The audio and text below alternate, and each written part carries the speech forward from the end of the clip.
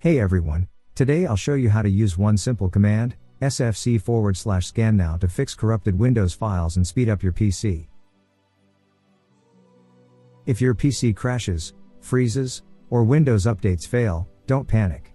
This built-in tool can fix it, no third-party apps needed. So, what does sfc/scannow do? It scans all protected system files and replaces damaged ones with the correct versions. This fixes instability, failed updates, and even boot problems. Here's how to run it. Open the Start menu and type cmd. Choose Run as Administrator.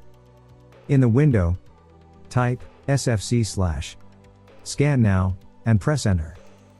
Wait for the scan. It may take 10 minutes to an hour. When it finishes, you'll see one of these messages.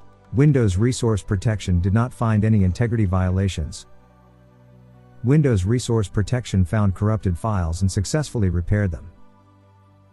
After the scan, always restart your computer so the repaired files load properly. And that's how you run sfc/scannow to fix Windows issues fast. If this helped, hit like, subscribe, and drop a comment if it solved your problem.